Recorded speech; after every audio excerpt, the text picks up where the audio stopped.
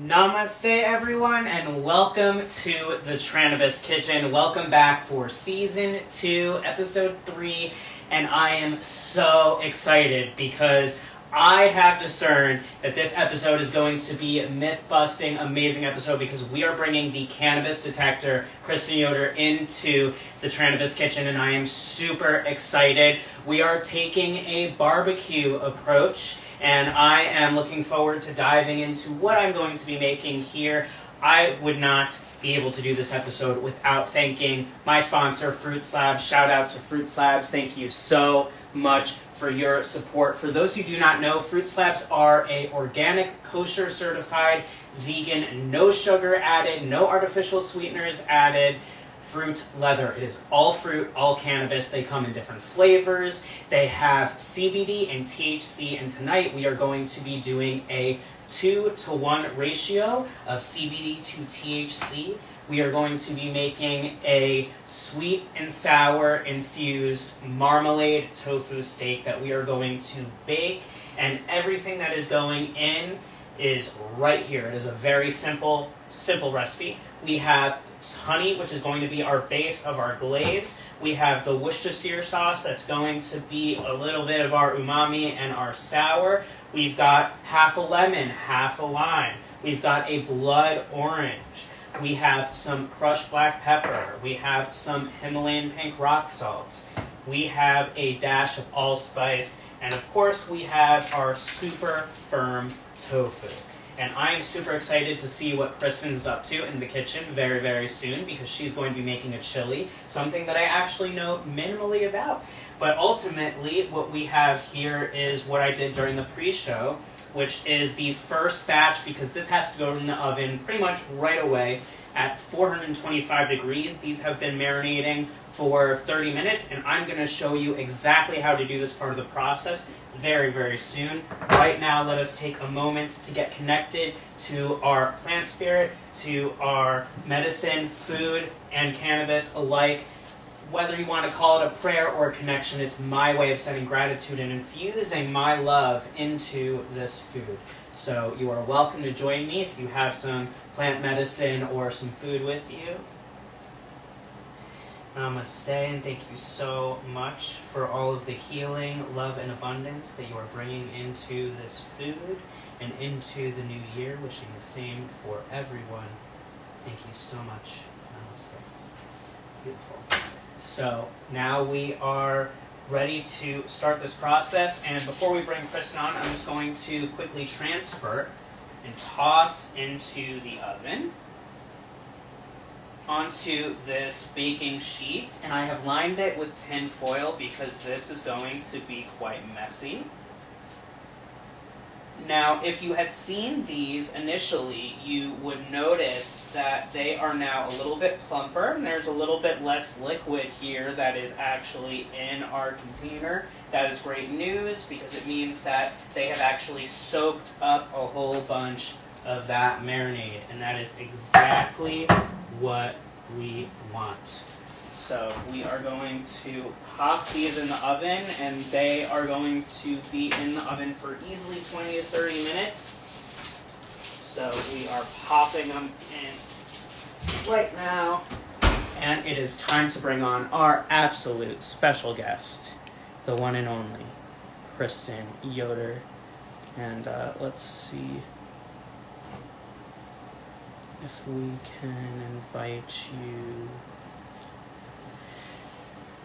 I see you here. Hello, my friend. I'm trying to get you onto Instagram, but it's for some reason not showing up for you to join. Can you send the invitation? I don't know why.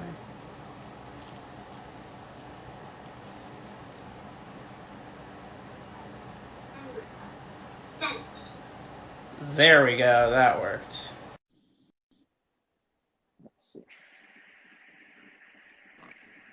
Yay! Hi, Kristen. Thank you so much for being here. Hi. Hello. How are you doing? I'm good. I am so freaking hungry. So I am like, let's freaking make some food, man. Like, I've been holding off all week to make my chili for tonight. So I brought Well, I'm honored. I'm honored. Please tell everyone a little bit about who you are, all of the underscore incredible achievements as we dive in, and you're welcome to, of course, start cooking. I'm like, well. dude, let me start cooking first, okay? Yeah. Hello, everyone. Oh, thank you, Terps Commander. I never go on live, and I think, like, so many people think I'm a dude, even though I've been putting pictures of me because, I don't know, the weed industry is mostly men, so it's always cool to, like, let people know, like, yeah, actually, the badass behind the brand is a fucking woman. You know what I'm saying? So thank you. Up. I'm gonna get, okay, so what I'm making, like, I've never done this before. I'm making this chili that I found online, and I totally changed a lot of it, so, but I did find it from someone else. But anyways, the secret ingredients, well, actually, okay, look, broth, you just put 4 cups of broth in the pot, and let's get that going first before I get everything else.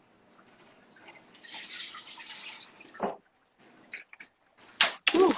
Like last year when the pandemic started, I was like, I need to cook chili and freeze it. So in case I get COVID, I still have chili to eat, you know? Like, this is like that kind of staple food for me is my chili, bro. Like, no one fucks with my chili.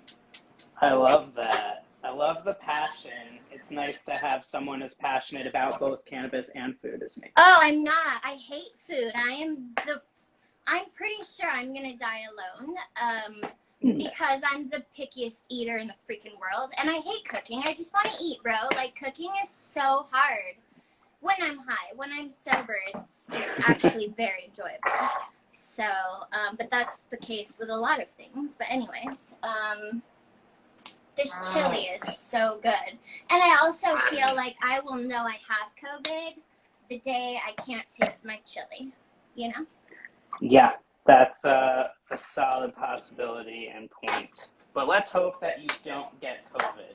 Well, I'm okay now. I'm boosted and everything. Like, just give me Omicron. Let's get it the fuck over with. I just didn't want to lose my sense of smell and taste because smells bring me so much joy, and my taste, like, I'm so picky. Like, please don't ruin that. Like, I don't know what I would die. I'd probably die. So.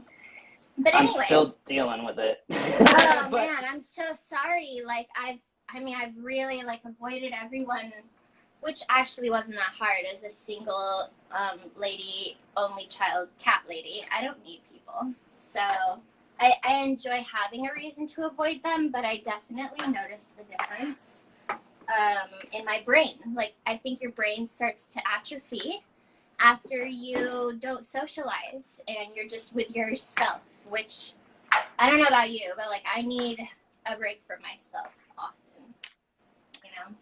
I totally get it. I talk to my cats. That's how I survived the pandemic. Yeah, my foster cat has like totally got me through this. Okay, so like the special part of my chili is cocoa powder, unsweetened cocoa powder. Really? And cinnamon. So it adds this like spicy yumminess. So it's 1 tablespoon cocoa powder, 1 teaspoon cinnamon powder. And then when you mix that with the chipotle pepper, it just has a really like smoky, complex yumminess to it. So, Yum. It sounds awesome. So the other spices is a teaspoon of cumin, a teaspoon of cinnamon, tablespoon of coconut, tablespoon of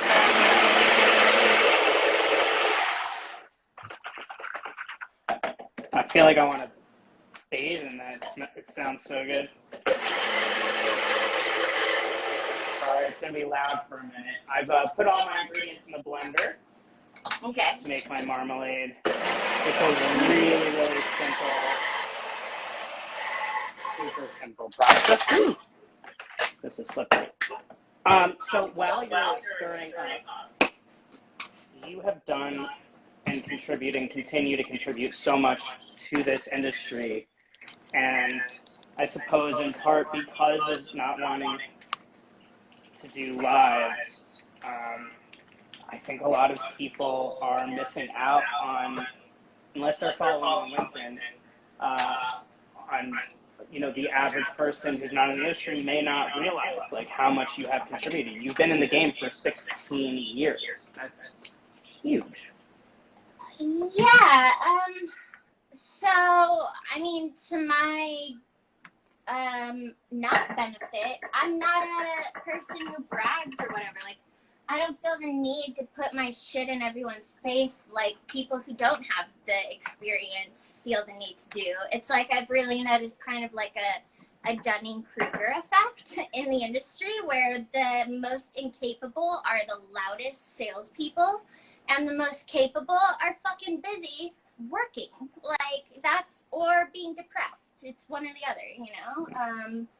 Mine was mostly being depressed. Now it's working. But yeah, I mean, I've been in this industry since I was a wee little impressionable 21-year-old, and I've been through so much shit that is unacceptable that it's like the saying, hell hath no fury like a woman scorned. Like, hi, I'm scorned motherfucking woman, and I'm on a path to make employees' lives better in the cannabis industry. Like, that's, besides the science, the other point is, like, why does it have to suck to work at these companies? Like, why does everyone get left a shell of a person when they go into this with so much passion? And it's unacceptable. And so I've, since 2018, with my podcast, The Cannabis Detector, have tried to, like, bring bullshit to light so we can address it. Because if we don't, then it will get worse. And I don't want it to get worse than it already is, especially when the money comes in. It's actually, like, really scary and sad, in my opinion. So my job has always been to tell people, like, be aware. You know, like, let me be the cynical pessimist and you be optimistic, but don't be foolish. And don't be too idealistic that you get taken advantage of, essentially. You know? Yeah. Yeah. I mean, you've helped me a lot with your posts, and, you know, I think about several of them frequently. I think that everyone should immediately, if you're not, go and follow Kristen on especially on LinkedIn. Like, what is it that you love about LinkedIn?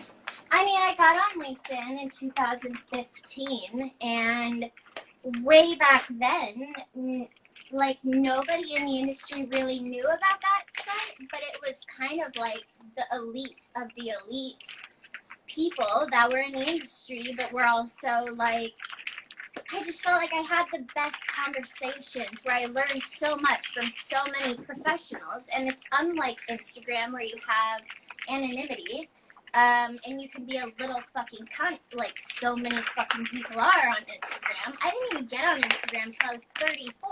Like, thank God, because it's garbage, but I like it. It's addictive.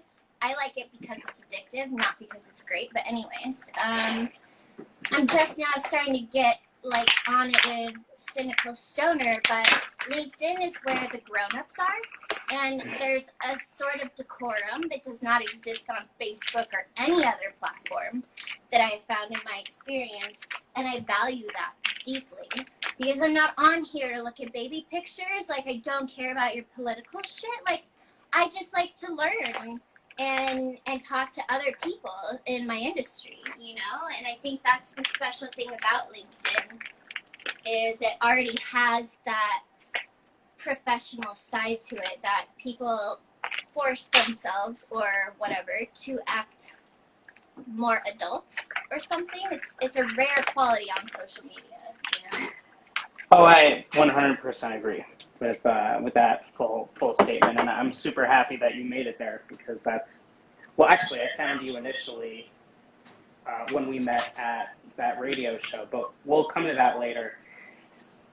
Can you explain how your cannabis story started?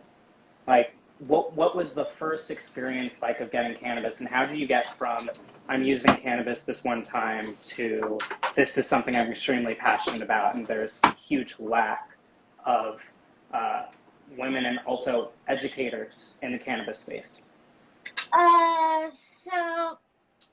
Okay, hold on. Before I forget to add my other stuff. So, in case people don't know, I'm a vegetarian. So, hold on. This is how I get my anger out. Anyways, I put a bag of Gardein in. I've added all of the spices. And I just need to add these and 2 cans of Rotel, diced tomatoes, and habaneros. Okay, so how to get started.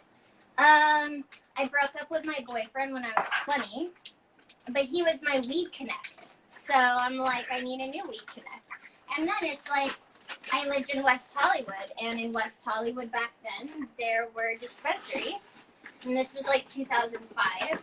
So all you had to do was get a doctor's recommendation to go to the dispensary. So I went to a doctor. I paid like $200 or $350 for a doctor recommendation. And actually, I think I moved very quickly after that to Venice. And so the first place I went to was a Venice dispensary. And I was a hairdresser at the time, or I was managing a salon in Brentwood. And I was like, oh my God, like, I'm in a weed store. Like, what the fuck? This is epic, dude. And I'm like, hey, do you guys need help? And they did, surprisingly, because it was just the old dude who started it, the old dude in the front that checked people's IDs, and then this one girl who wasn't even a cannabis person. So I became like the resident stoner, essentially, and I really flourished in that position where I was like, I'm going to help teach people science and like what's right and wrong. But I didn't fucking know because I thought it was sativa indica like the entire time, dude. And I didn't find out until 4 or 5 years after I left the dispensary. The sativa indica is bullshit. And then that's like in 2016 is when I started working with an analytical testing lab. And they were creating a terpene training kit, and that's when they broke my, like, whatever. They broke my reality. It felt like I was losing Jesus in a way. And then I was like, oh my God, okay, well now I have to teach all these other people. Like, it's wrong. And ever since then, it's been a very big passion of mine is to correct that bullshit because it's so pervasive and completely inaccurate and not based on anything. But it's like a religion to people. Like, people will fight you for that shit. And I get it, dude. I get it. But, like, why don't we embrace science? You know? That's essentially where I've ended at. Is, like, I would rather just challenge the status quo than accept it. Someone has to. Like, what the fuck? You know? But most people have, a financial interest that gets in the way of them saying something. But I don't. I'm also broke. But I'll say whatever the fuck I want as I put on my shirts, etc. Like, fuck whatever I want, you know? I pay the price for that. But I feel like I'm doing a service by hipping people to some bullshit so it doesn't continue. Because who else is going to tell you about it, you know? I'm so grateful that you did. Because, well, I just had no idea until you made a post on LinkedIn about it years ago, and I'm glad that you shared your reaction when you first found out, because I sat with that and I was like, no, this can't be. Like, I just felt the resistance inside me, and then I started to really just follow what you were saying, and I was like, okay, as a medical patient, I want to have the most effective experience possible. As someone who also helps to educate, I want to make sure that I'm giving the right information. And after I sat with that, I was just like, this makes all the sense. It's completely logical, and it's all been a marketing ploy. And the moment that I accepted that, I changed the way that I medicated, and it helped me massively on a medicinal level. And I have you to start that journey for me and to thank for that. So it's what you're doing matters, and people are paying attention. Yeah, I get messages and they renew my spirit. I do get really fucking depressed sometimes because it just seems like we're up against an insurmountable evil with unlimited capital. And if people haven't noticed by now, that's what controls everything in America is fucking money. And I just feel like the thing our entire industry is based on, weed, is fucking actively working against us by people being, like, apathetically medicated or high or whatever. Like, dude, we have no follow through. And I mean, I quit weed for 5 months, and my God, do I have fucking rage. It's pretty nuts. I really, like, am a lot nicer and better with weed. I just don't have the money to be spending on it, but I am anyways. So, like, I just recognize that it's a tool of apathy in a lot of ways, and it worries me because I see the industry cheering on their demise with, it's like they're not even paying attention. Like, and they don't care. And you know what, when I'm high, I don't fucking care either. That's how I've made it this long, was being so high I didn't care after a while. But at this point, like, dude, we're at a crossroads with legalization, and people need to wake the fuck up and pay attention, because at this point, who is going to be seen as the leaders of legalization? Fucking Mitch McConnell with the hemp bill, and fucking John Boehner with Acreage Farms. Like, all these fucking white conservative politicians, if that doesn't worry people, I don't know what the fuck will, you know? And so making my shirts and stuff has been, like, cathartic for me. Because I don't know what else to do, dude, honestly. Well, you're doing it. I mean, you have your podcast and you're on panels all the time, and you're posting. I mean, it's a matter of people paying attention when they're ready to receive it. Let's just, like, break the mold right now for people who are still saying indica, sativa, and hybrid. Explain to them why this is bullshit. Okay, let me put it this way. Actually, let me set my timer. That's important. I value the timers. I should have done that. I definitely forgot, but that's okay. I'm paying attention. I'm about to flip over my tofu steaks because I want to make sure that they really soak up all the goodness on both sides from our marinade. Uh-oh. I see that it disappeared for you on Instagram. Let's see if we can get you back.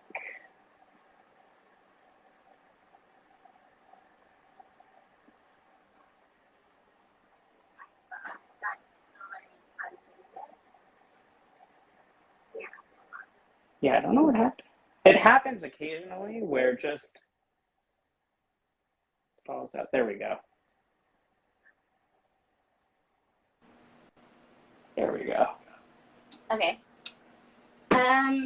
So for me, I've brought the broth and seasonings, all the diced tomatoes, and the Gardein crumbles to a boil, and now I've, like, set it with a lid to simmer for, like, 10 minutes, while I get the canned corn and canned beans rinsed and drained. Okay, yeah, what was the question again? Oh, yeah, sativa indica, why it's bullshit.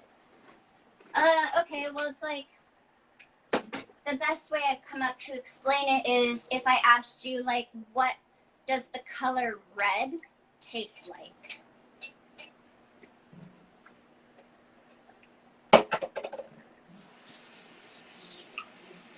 Yeah.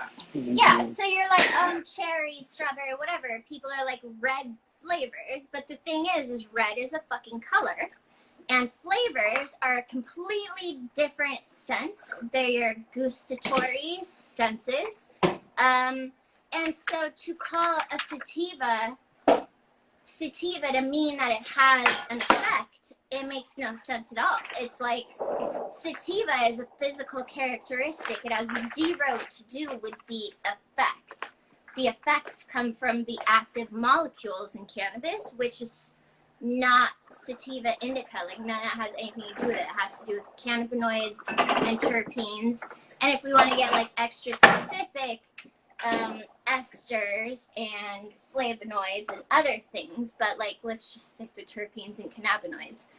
They are not reliant, the effect that you get from those, on sativa or indica. It's fucking irrelevant.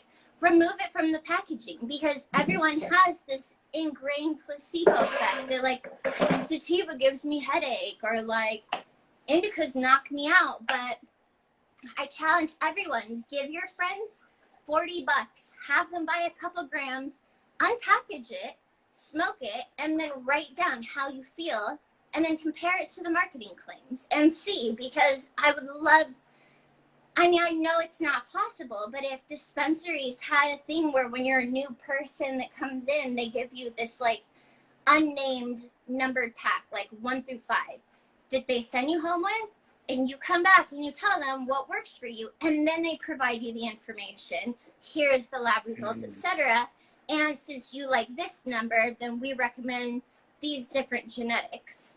That would be fucking awesome. But this is essentially all the people from consumer packaged goods, alcohol, tobacco, marketing people are coming into cannabis. So cannabis is the next consumer packaged good. And you know what they do really fucking well? Marketing, dude. And you know what? Every person that walks into a dispensary, what do they want to know? What does this do for me?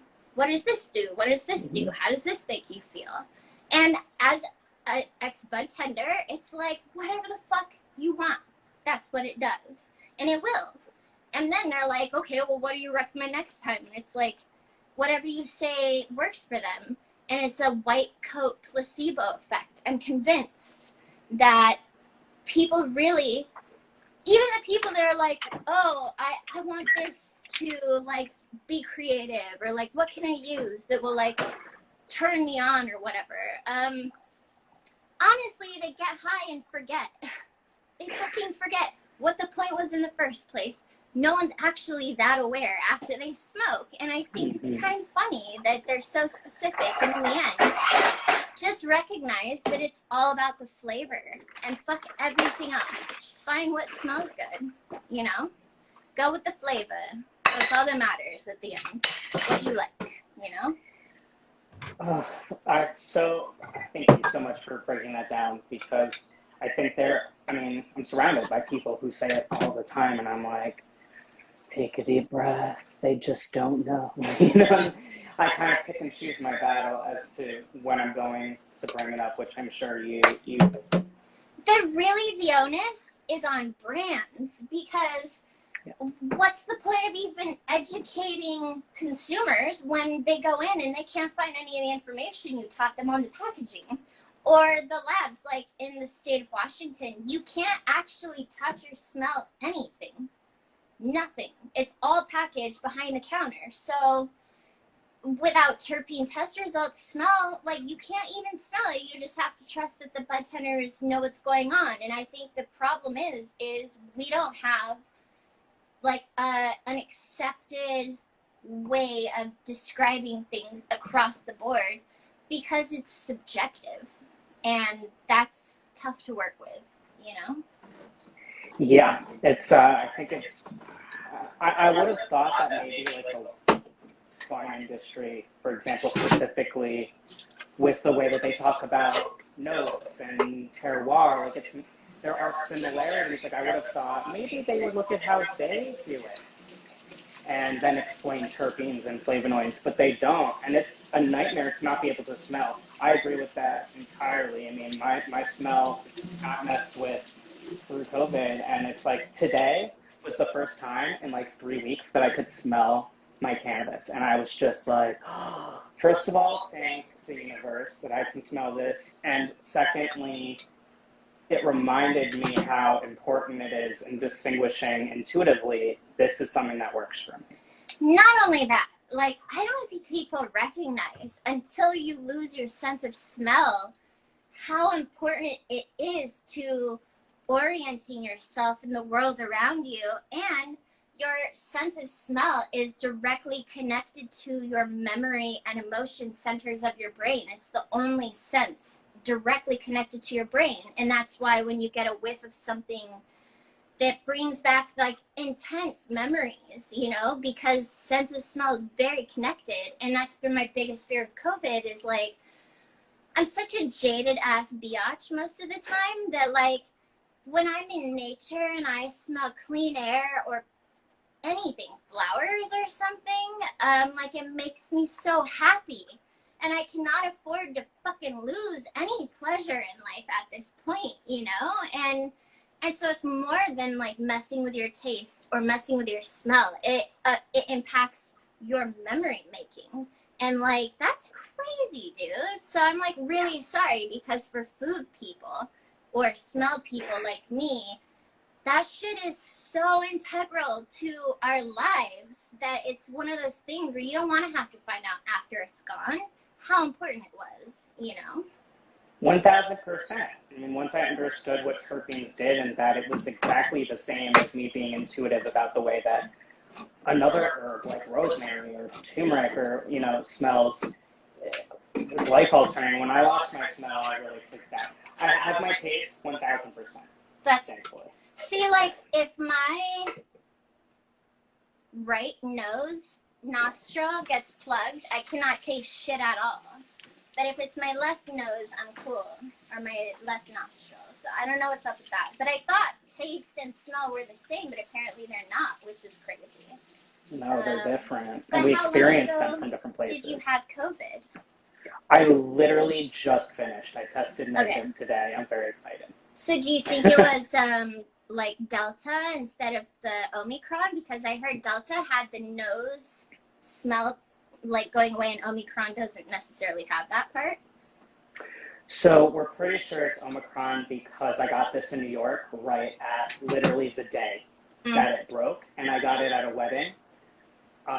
Everyone was hyper vaccinated, boosted, you know, some masked, some not, but ultimately we all tested negative. And the way that most of the people reacted was very Omicron. And I had my taste. If you have Delta, you usually lose your taste.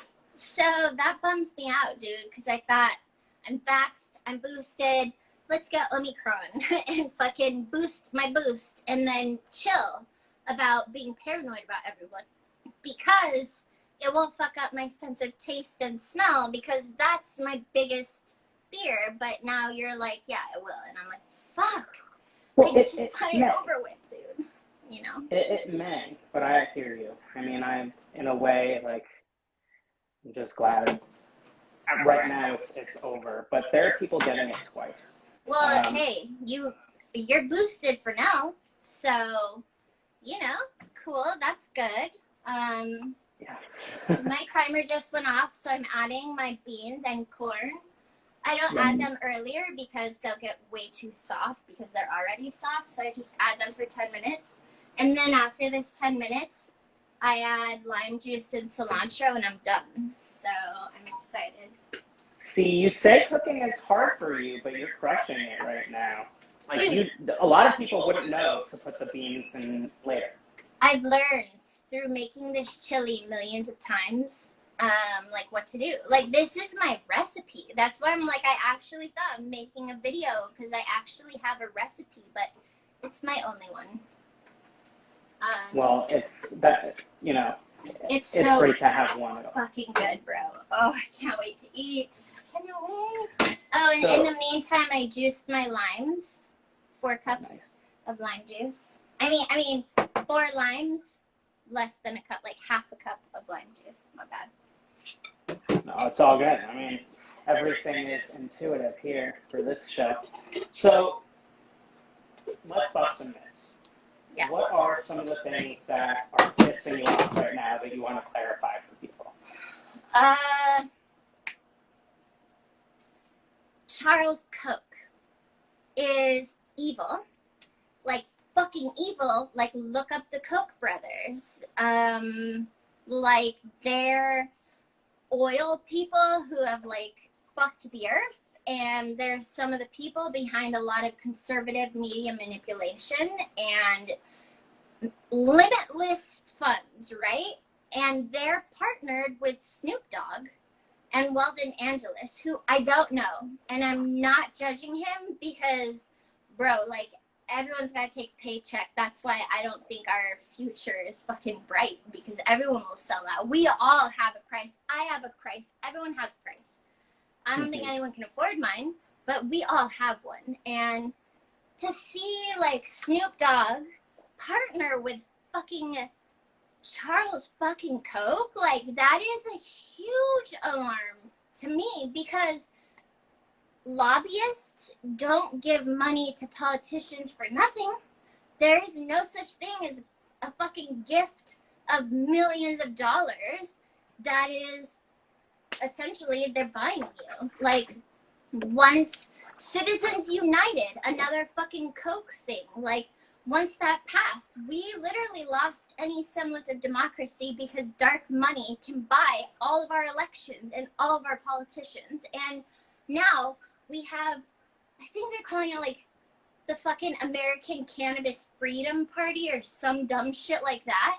To think that, to not question the fuck out of something like that is deleterious to the industry. And people are like, well, maybe we need a billionaire's help. Maybe we need Republicans' help. Like, oh, because they fucking help people? Like, it pisses me off. So I think that's one thing, is like, fucking pay attention to the politicians leading the fight, because I guarantee they don't give a fuck about anyone. Secondly, I'm in the city of LA. You're in LA. We're both in LA. Mm-hmm. Since Prop 64 passed, arrests of people of color have gone up for cannabis. Since legalization. What the fuck is legalization if fucking arrests go up for people? And it's like, in the county of Riverside, all last year, in the city of Anza, they had the National Guard raiding farms over and over and over, instead of providing a pathway to fucking licensing. Like, this is the thing. Legalization does not mean that it's not a crime. That's decriminalization. Legalization is a fucking massive amount of laws that can be broken. And when they're broken, you go to jail. And like California, when 2/3 of the state opted out of regulating cannabis, you created a bunch of fucking criminals out of an industry that existed before Prop 64 under a different proposition. You took them from the gray market to straight up illegal, illicit criminals. And instead of giving people a pathway to legitimacy, you turn them into criminals. And I fear that people are not paying attention to the fact that California is an excellent example of legalization nationally, because California is too big already for itself. We're so divided. There are so many states that have not passed legalization measures that will not fucking pass them after it's passed federally. They'll still find ways to put people in jail. Like, we're selling out. And for what? I don't know how many companies will be left that are alive at this point post-legalization. And no one seems to care. They actually want it. And that's so disturbing to me. You know, I also did another podcast about how cannabis and tobacco industries are acting pretty fucking similar, in the fact that, like, CHS, cannabinoid hyperemesis syndrome, like, I have a friend who has Alice Moon, very well known for having that. And I saw her almost fucking die. She threw up for 17 days straight, triggered by a CBD edible. Like, and then everyone's like, oh, you're like big pharma or whatever, and hated on her for trying to tell people about it. But all people need to know is that if you are getting sick, all you have to do is stop weed. That's it. Like, that's all you have to do, you know? Mm-hmm. And the fact that the industry would rather bury that than warn people is very reminiscent of some shitty industries we all hate on. So I see a lot of hypocrisy in this industry that I think is fucking gross. And that's why I'm not in it. That's why I'm making t-shirts and I do a podcast, because I can't stomach what we've turned into. This isn't what anyone went to jail for. It's not what people go to jail for still, is to have Republicans buy out the whole industry. Like, I don't know.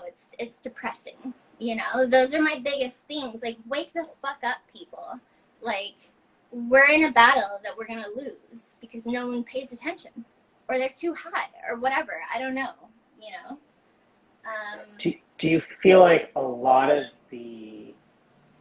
on the consumer and patient side, choices when it came to that bill, and just in general, do you feel like they're making the decisions they're making predominantly based around they just like don't have the proper education, or do you feel like they legitimately, because I feel like people don't understand that decrim legalization. Studies show that bullshit lies spread way fucking faster on the internet than the truth. It takes a very long time for the truth to penetrate people because lies are more interesting in the first place. Sativa indica is easier than, well, I don't know, why don't you try some stuff and get back to me? That's not acceptable. That's not an acceptable answer for a company to give a consumer, even though it's true. That's just reality. So it's like, I know so many growers up north who are fucking tired of hearing helicopters and being paranoid that all they want to do is pay taxes and have a fucking real job doing what they're doing because it's a fucking plant that doesn't kill people. And they got hoodwinked. They got tricked. And it's like, at the same time, I could say, read the small print, but no one reads the small print. How many times do you download an app and you fucking read the actual end user license agreement? Like, nobody does. So I don't blame them. And I feel so bad because the people who got screwed the most were the fucking people in the cannabis industry forever. Like, they got hoodwinked. And even I started to feel towards that time when we were going to vote, like, maybe it is time for legitimacy and legalization. But it never felt right because in the end, when cities and counties have the right to opt out, then that's not democracy. That's like kind of cheating in a way. And that's the problem with being in such a big state as California, is we have 54 counties and the majority of them are conservative. But everyone thinks California is a liberal bastion, and there is a huge infighting. And I think we are America, and America's fucked if this is how it goes, you know? And it will, because that was the only way they could pass it in California, was to give these people an out, which is not passing it, right? Like, yeah. I don't, like, there's no common sense, dude, and nothing is right, and this isn't a meritocracy, it's fucking capitalism.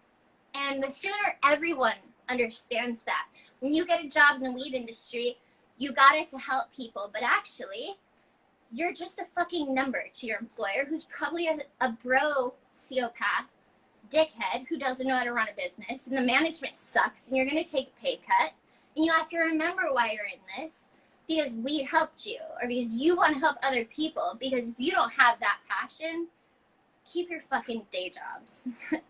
Like, for real, bro. You don't want in this shit. It's not that fun. It challenges everything in your life. Honestly, I don't think people really get that. Like, It's like cats. We don't own cats. You don't own a motherfucking cat. A cat owns you. We are nothing but willing captives of cats and weed. You do not own weed. And the minute you realize that you do not own weed, you win. That's the key, you know? Like, know your fucking place. It is below the plant. And I give up. I submit. I'm like, okay, weed, just, you know, I can only go bankrupt like every 10 years. That's all. So, you know? I hear you. And I'm listening. I think, you know, people are going to figure it out eventually, and unfortunately, I think a lot of people are figuring it out now, and a lot of decisions have been made. What needs to, in your opinion, change, like, right now? Like, what are the specifics that could change these things? So, something I want to do with Cynical Stoner is, like, I started it just because I wanted to make a passive stream of revenue. And I've had this list of things to put on t-shirts for so long. But then people really liked it. And now what I'd like to do is I'm creating a rewards system in Cynical Stoner. It'll probably take like a month to do it. But I'm going to put classes that are like 30 to 60 seconds, where if you take it and you finish the little multiple choice quiz at the end, you get points towards discounts or whatever, and teach people fucking labor rights. What are your rights as an employee?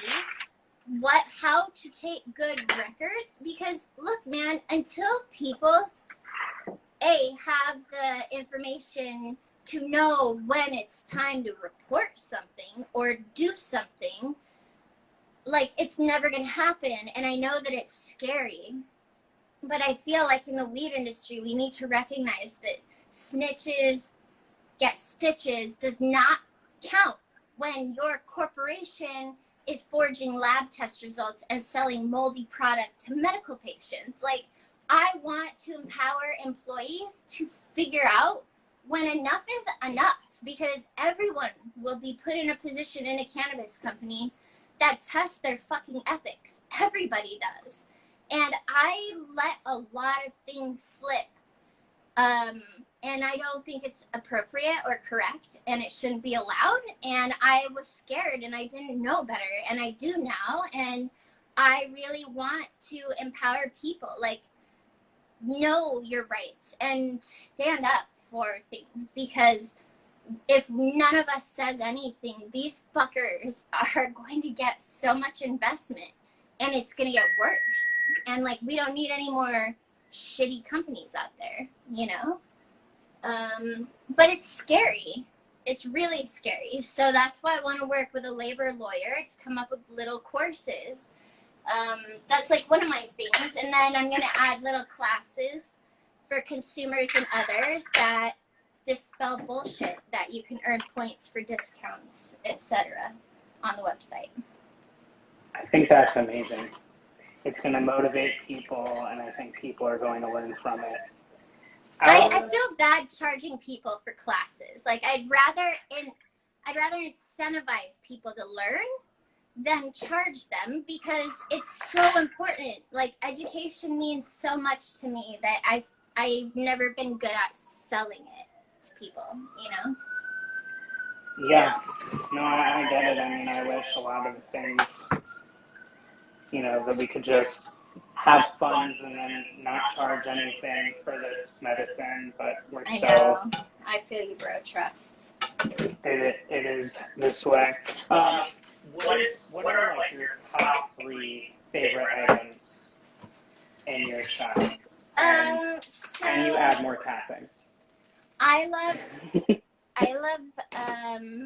this, my anti-Chad mouse pad, because even kittens pick up on bad vibes.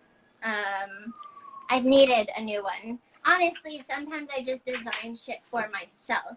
I made a couple towels when I was high. One says full spectrum wetness, and the other one says full spectrum dryness. I don't know what that means. Like, I was just, hi, fuck it. It's my company. I can do whatever I want. You know? That was cool. And then, like, I really vibe with my Fuck Prop 64 t-shirt because that's when I quit working with cannabis companies. That's when I'm like, I did not sign up for bureaucratic bullshit. Like, this is not why I'm in the industry. I'm in it for the plants, not the fucking government and you. So those are probably my favorites, you know? But the best seller of everything is my sales leader design that says I made millions for a cannabis company and all I got was this hoodie or t-shirt and a 30% discount, which is sad because they didn't even get that hoodie or t-shirt. They fucking bought it. Which I'm like, maybe I should correct the t-shirt to be totally accurate. Because we don't even get motherfucking hoodies or t-shirts. We just get scars. That's all. You know, but scars are beautiful, right? I don't know. They are beautiful. And, you know, I think it made me who I am.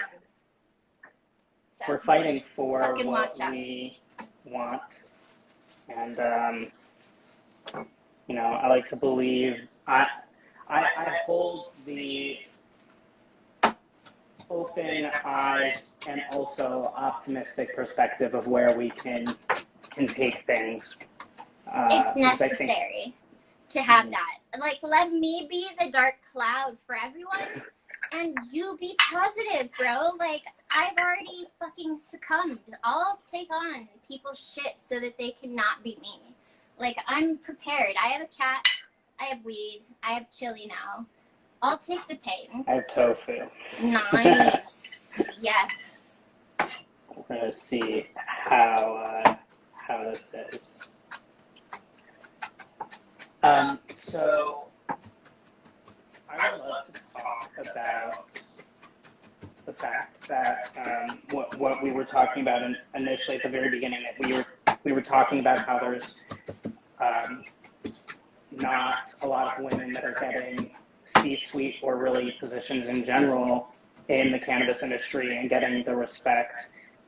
Jennifer Wetzel, for those who don't know the name, Lady Jane Branding, did an incredible study that is about to be, I think in March, it's going to be accessible and everyone can learn the actual truths about what's happening with women. But I like to have the women who choose to be guests on my show to share their own perspectives.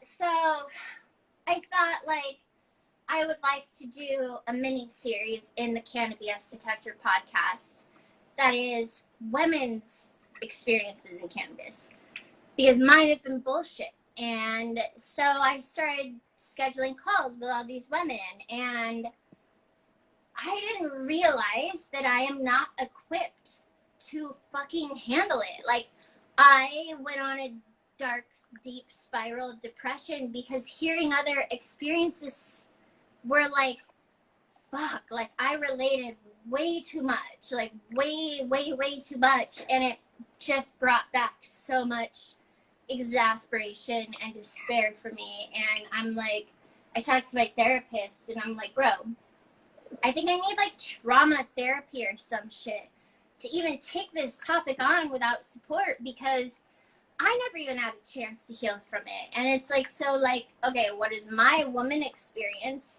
I've talked about it in several places. Like, literally, if you Google Kristen Yoder Cannabis, on the first page, you'll see the Weed Week article that's like, good Lord, what did y'all do to Kristen Yoder? Like, that podcast, they have a video of me from 2010 speaking at, or even before, like 2009 at my dispensary when I was young and I still had a soul and shit. And fuck, and then you look at me now and I'm like a raging bitch, and it sucks. It sucks, and that's why I became who I am, is to help people not get to where I got to. Because, like, I mean, the first dispensary I worked at, the owner told me he would sell me the dispensary in 5 years. So I fucking dedicated my life to that shit. And when the DEA raided us, and took the rent money, which was $4,000. At the time I was selling my Jeep for $2,000.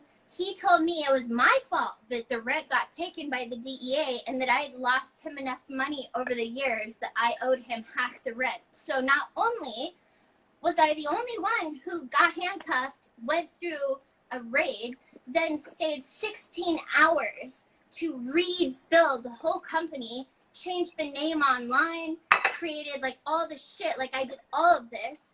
He fucking took my Jeep, and people are like, why'd you give him your Jeep? I was 23. Like, I was so caught up in it.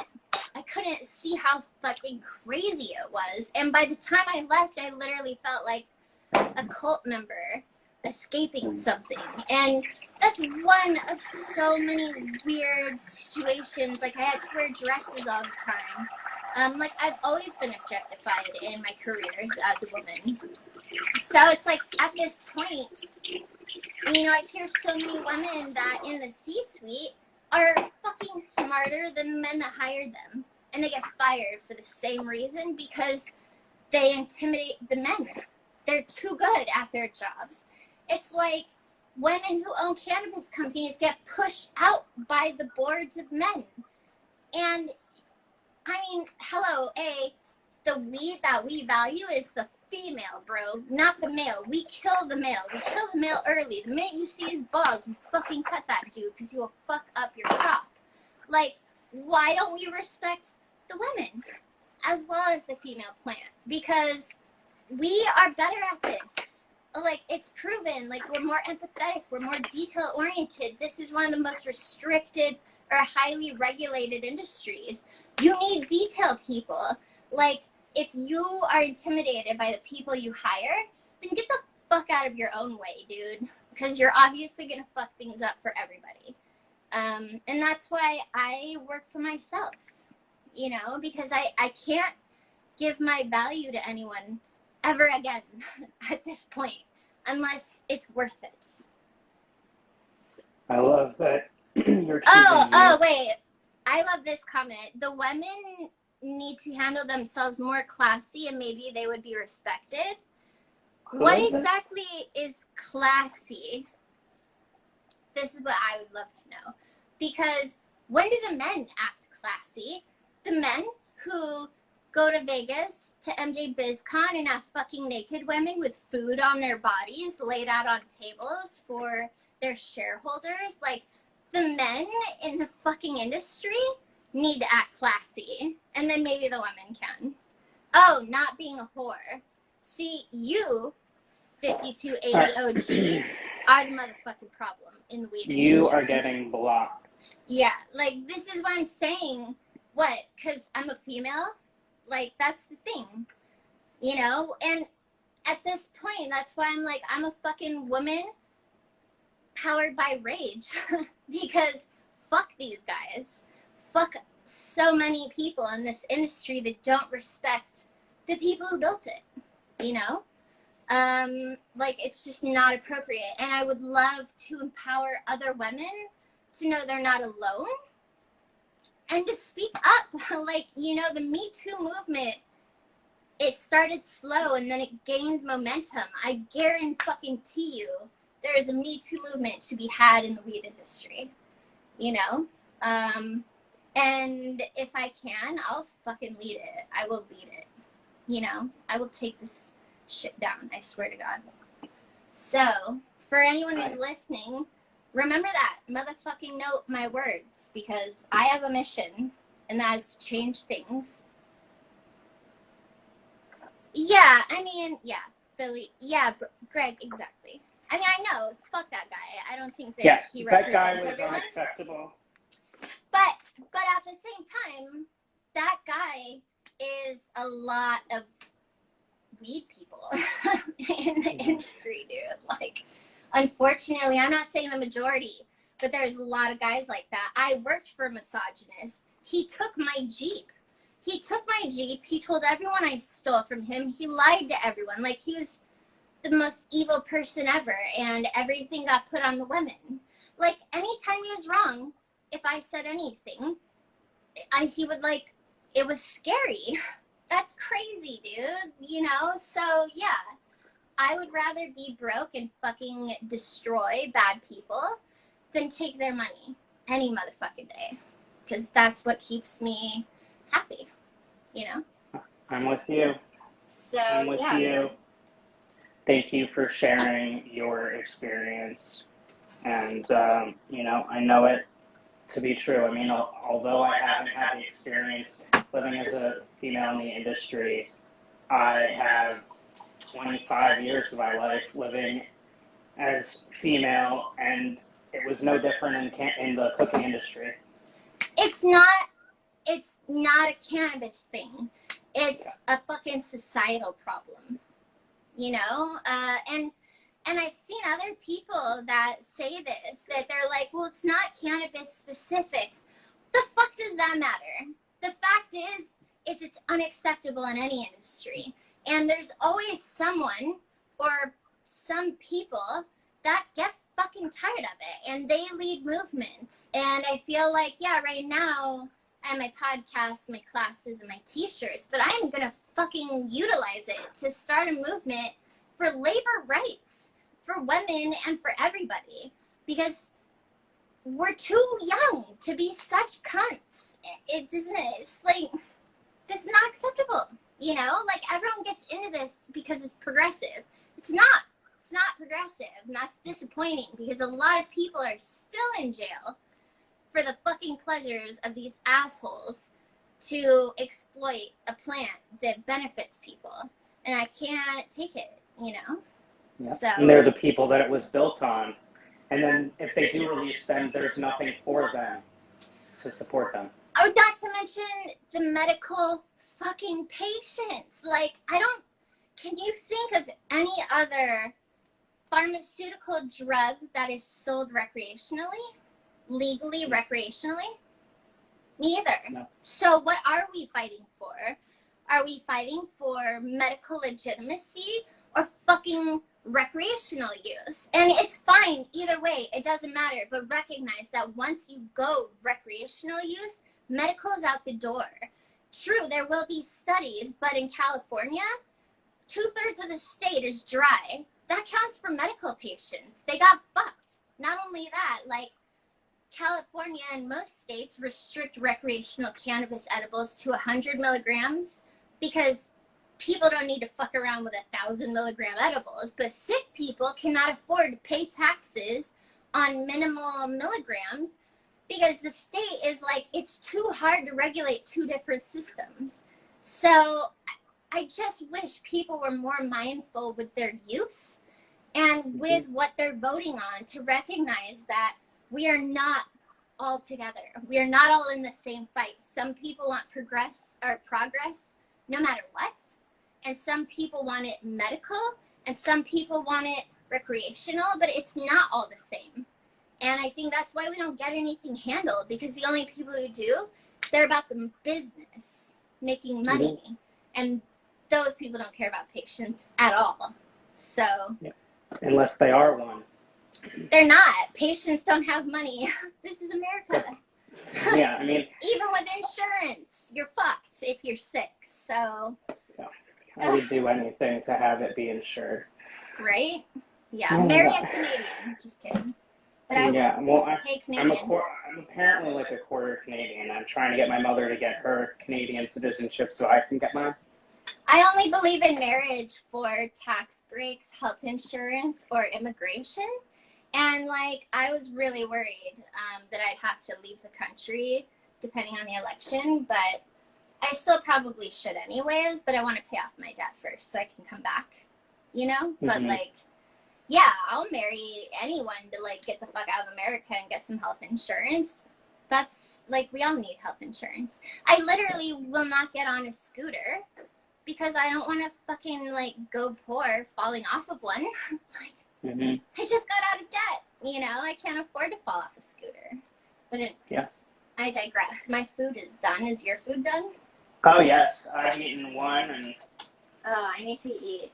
Let me taste mine. I'm ready to hear how yours is.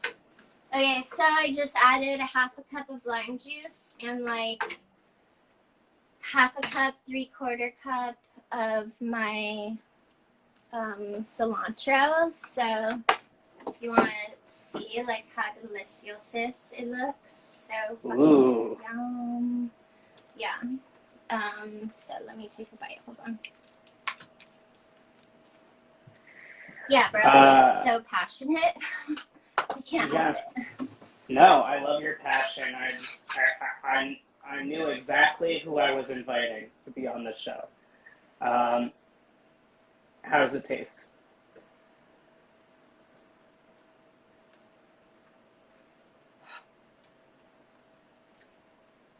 Perfect. So good, dude.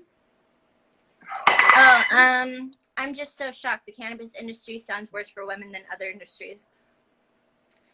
Honestly, it's not fucking that regulated, and it attracts a certain type of asshole that gets into it. And so maybe it is worse for women in the weed industry than other industries because of the people it attracts. It sucks, but I think something I've learned as a woman too is I can be very dirty-minded like a guy, and I can talk mad shit like a guy, and I can get like real sexual like a guy.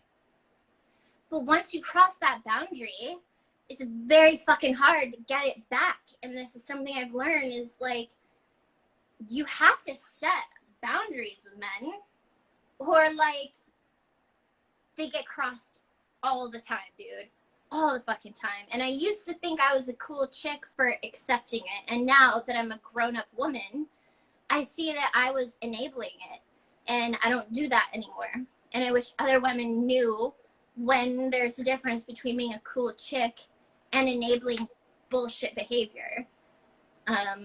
It's not our fault, but we could do more to prevent it, in my opinion.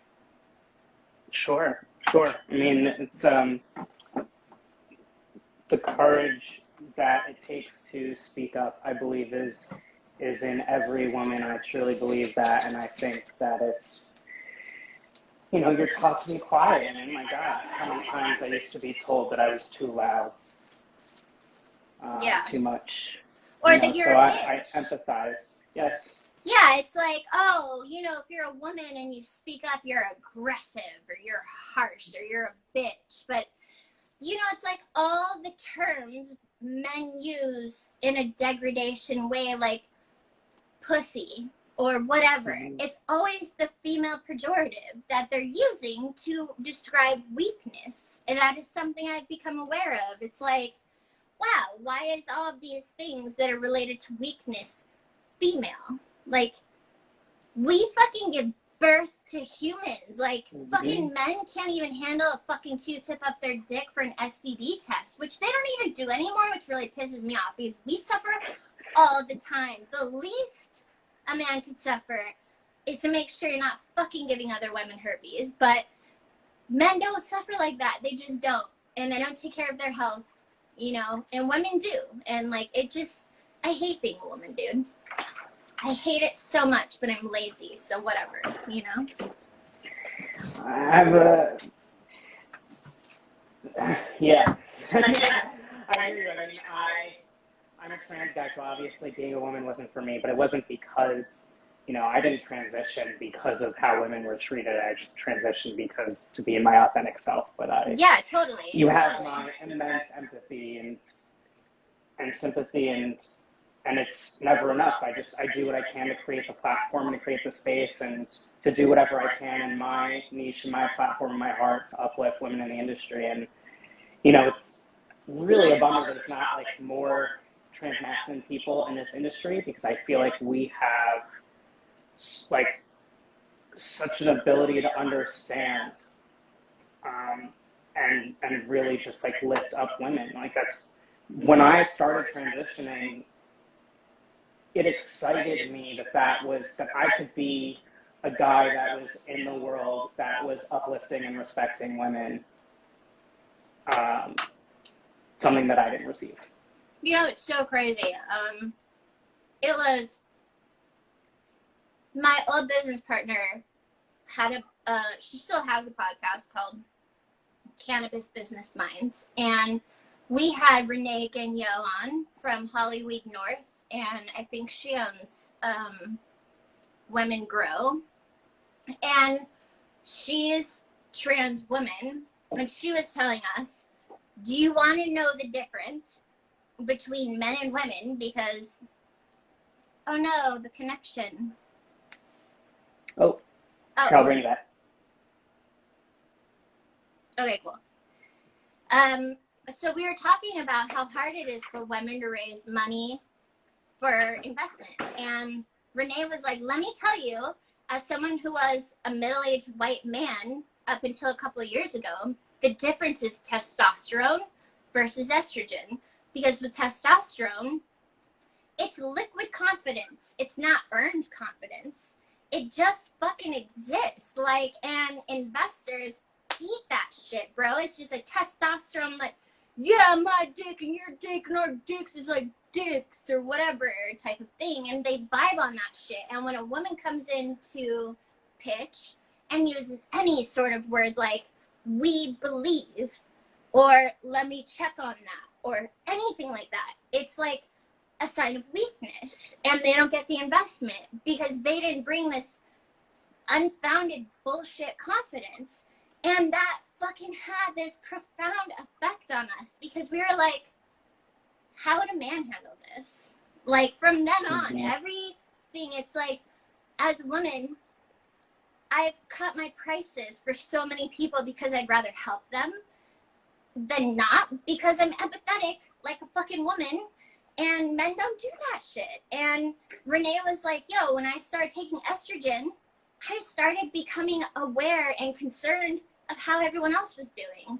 That was not something that she experienced until she started taking estrogen. So it's very interesting just how our testosterone and estrogen impact how we react and how we are handling things, that I've really tried to think like a man more often, which sucks because women have so much value to bring to the table. But in a male-dominated world, you know, what are you supposed to do? Like, you know, I don't know. Yeah. So.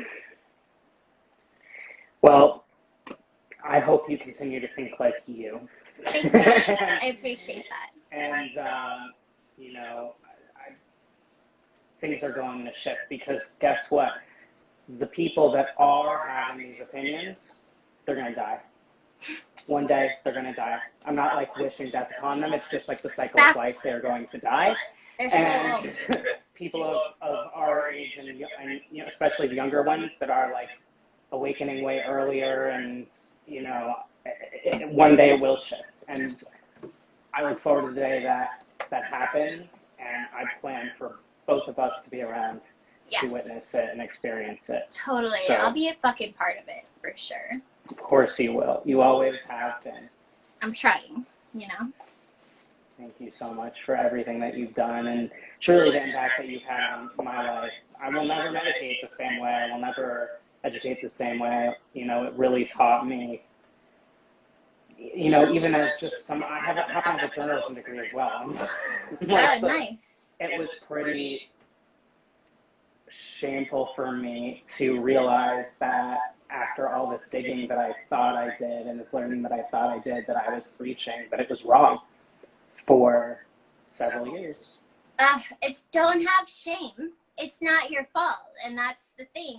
It's the brands. It's the fucking brands, and that is why I tell any consumer, bro, when you find a brand that willingly gives you terpene results, puts terpene results on the packaging, I am guilty of this too. Like, we need to start elevating brands and companies and people to do good. Like, it's like people only leave reviews when they're fucking pissed or when they're super satisfied. But why don't we just leave good reviews when people do a good job? Because honestly, I will never give more than 80% of myself to any fucking job. I don't give a fuck how much you pay me, because I need 20% to myself. Like, period.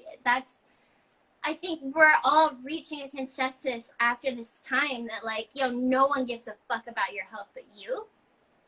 And so at this point, like that it's important that we elevate people because, dude, I feel so bad for anyone that works with the public, anybody, any retail, especially healthcare workers, anyone. I feel so bad because they've been abused for so long, dude. Like, so next time you have a good experience with fucking anyone, like, call back and give them a good review or something. Like, I think we need to start, like, blessing people in our lives. Like, I know as soon as I have money, I'm going to buy my pharmacists at Costco, like, something, a gift or something, bro, because they fucking went through so much shit, you know? I think we people in general are more caring.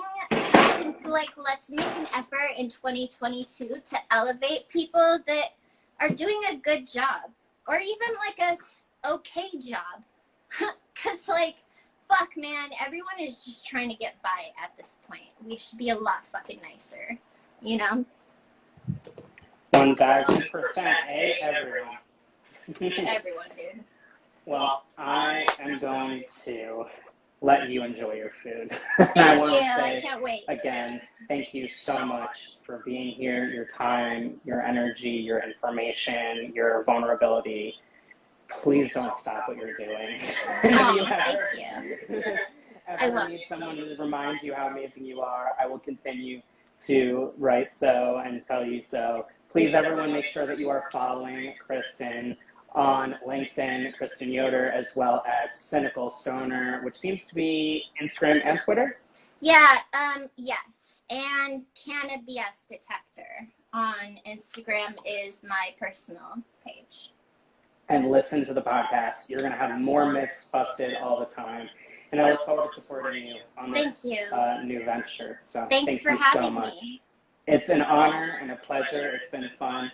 Thank you so much as well to Fruit Slabs.